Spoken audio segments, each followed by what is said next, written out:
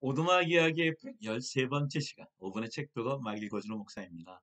일반 서적이 질문하고 신앙 서적이 대답하는 시간. 오늘 좀 양해를 구하는 것은 영상이나 목소리가 마이크를 갖고 있지 않아서 굉장히 이전 거보다는 좀 질이 떨어질 것입니다.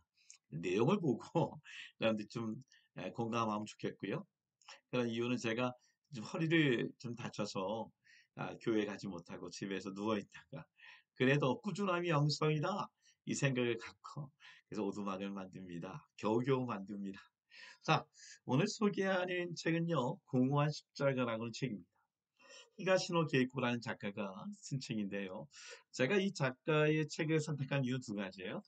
첫째는 그분이 썼던 그 전의 책이에요.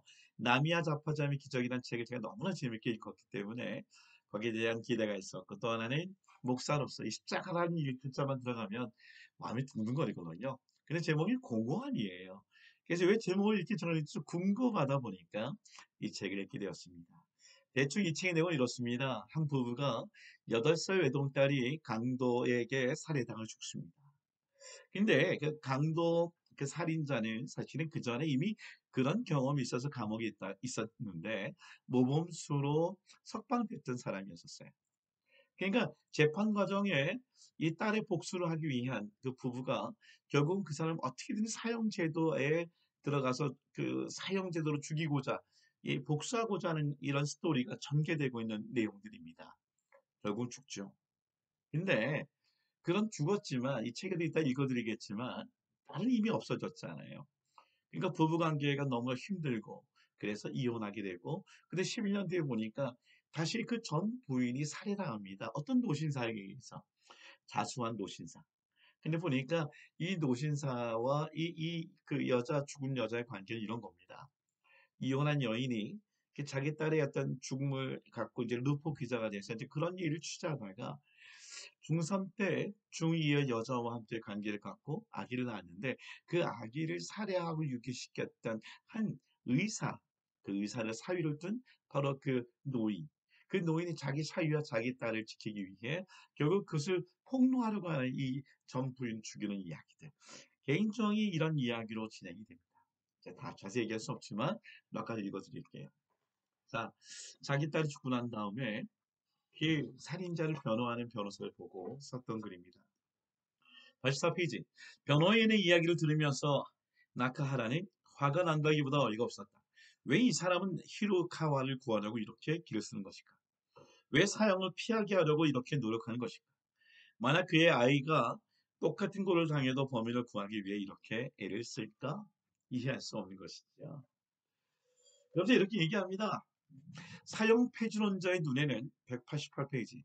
범죄 피해자의 모습이 보이지 않는다. 그는 지금 읽은 문장을 머릿속에 곱씹어 보았다. 유족은 단순히 복수를 하기 위해 범인의 사랑을 원하는 것이 아니다.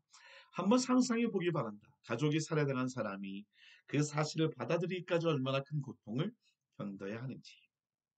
범인이 죽는다고 해서 피해자가 살아나는 것은 아니다. 하지만 그렇다면 유족은 어떻게 해야 하는가? 무엇을 손에 넣으면 가슴속에 쌓인 응어리를 풀 수 있는가? 사랑을 원하는 것은 그것 말고는 유족의 마음을 풀 수 있는 길이 없기 때문이다. 사형을 폐지한다면 그렇다면 그 대신 유족에게 무엇을 줄 것인가 묻고 싶다. 페이지 200페이지, 201페이지. 히루카와의 사형이 집행된 이후 뭔가 달라진 게 있나요? 나카란 즉시 대답했다. 아니요, 아무것도. 무엇 하나도 달라지지 않았습니다.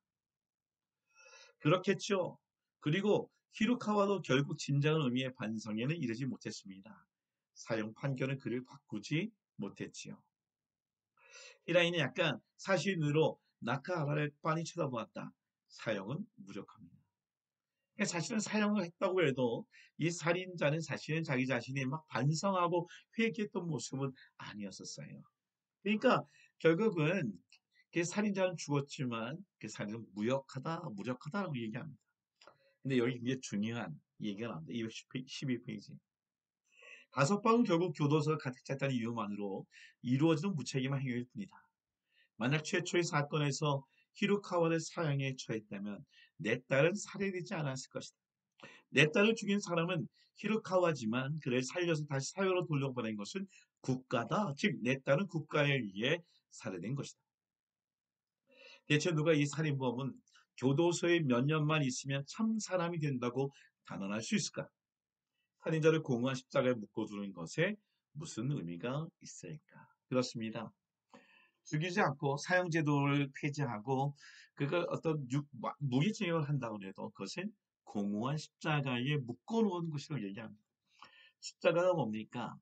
그것은 처형하기 위해 있는 것인데 처형하지 않고 묶고만 두었다라고 얘기합니다. 저는 이 대목을 읽으면서 제 마음에 찔림이 있었어요. 나는 과연 내 죄값을 그 십자가에 공허한 십자가에 묶여만 있는 것은 아닌지. 예수님은 그렇지 않죠. 유대인에게는 거리낌이 있고 헬라인에게는 미련한 것이지만 예수님은 십자가에 공허한 십자가에 나의 죄를 위하여 묶여만 있었던 것이 아니라 사실 그 십자가에 처참하게 처형당하시고 나의 죄값을 우리의 죄값을 완전히 깔끔하게 해결해 주셨죠. 저는 이 질문에 대한 좋은 책을 소개합니다. 바로 독일 신학자 마르틴 행게리슨 십자가 처형이라고 하는 책입니다.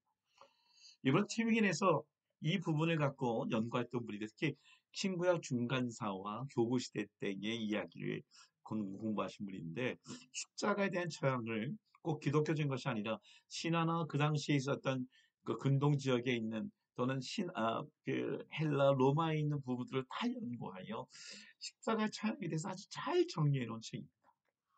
이 중에 많은 것을 얘기할 수 있겠지만 29페이지 십자가 달린 메시아 내지 십자가 달린 하나님의 아들 혹은 십자가 달린 하나님이라는 표현은 그 자체로 모순이자 불편하고 어리석은 쪽으로 보일 것이다. 충분히 그럴 수 있어요. 십자가는 어떻습니까? 우리의 자랑이 되죠. 제가 이 마지막 결론 다 읽어드릴 수 없고 요약한 결론을 보면 10가지 십자가에 대한 의미가 나오는데 그 중에 한 3, 4가지만 읽어드릴게요. 세 번째, 십자가 처형이 사용된 주된 근거는 추정컨대 이를 공개적으로 시행했을 때 얻을 수 있는 범죄 억제책으로서 최대 효과를 볼 수 있었기 때문에 그렇습니다. 죄인의 십자가 달려놓고 더 이상 죄를 지면 너도 죽는다라고 하는 경고 내용이 있다는 거예요. 175페이지. 더 나아가 이 더불어 십자가 네 번째인데 십자가형은 원초적인 복수심을 만족시켰을 뿐 아니라 각각의 통치자들이나 대중들의 사디즘적인 잔인함을 만족시켰다. 아까 보면 공허한 십자가에 그 살인당한 부모님의 그 마음을 뭐라 그럴까요? 만져주는 일들을 위한 그런 살인제도, 사형제도에 대해서 잠깐 주장하는 것과 같은 의미일 수 있겠죠. 특별히 제가 감동받았던 것은 6번과 9번인데요. 6번 페이지 176페이지 십자가에서 처형된 자에게 이 땅은 매장이 허락되지 않았다는 점은 이 형벌의 가혹성을 더욱 부각시켜준다. 굉장히 가혹한 것이고요. 9번 십자가에 달린 메시아에 관한 최초기 기독교의 메시지는 형언할 수 없는 고난을 당하고 죽음에 이르게 된 자들의 고통을 하나님의 사랑과 결속시킨다. 그러니까 잔인한 십자가지만 하나님의 아들이 죽었다. 하나님의 사랑과 결속시켰다는 거예요.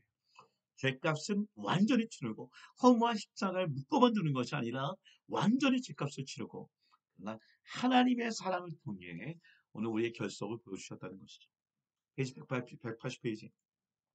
우리 시대 신학적인 추론에 따르면 인간이자 메시아이신 예수의 독특한 죽음의 형태가 거리끼는 것이 분명하게 드러난다. 사람들이 이 거리낌을 모든 가능한 방법을 동원하여 약화시키고 해소하려 길들이려 한다. 이쯤은 우리는 우리의 신학적 반성이 참되다는 것을 증명할 필요가 있다. 고대 시대의 십자가형이 얼마나 가혹했는지 반추해보는 것은 오늘날 신학과 설교에서 종종 간과한 실증에 대한 중대한 상실을 극복하는 데 도움이 될 것이다. 저는 허무한 십자가에 달리신 예수님이 아니라 묶여있는 것이 아니라 철저하게 하나님이 인간을 위해 죽으신 것을 저는 분명히 믿고 오늘 나의 죄, 또 우리의 죄, 온 인류의 죄를 once for all, 단번에 해결하신 예수님을 찬양합니다. 더불어서 오늘 나의 신학과 나의 설교에 있어서 이 십자가의 처형을 너무나 나약하게 연약하게 증거했던 나 자신을 회개하며 저 자신도 이렇게 공허한 십자가에 묶여있기만 하는 것이 아니라 예수님과 함께 나의 십자가를 지고 그 십자가에 처형되며 복음을 위하여 평생을 살아가기를 간절히 원합니다. 그럴 수 있는 우리 모든 크리스찬 되기를 간절히 소원합니다.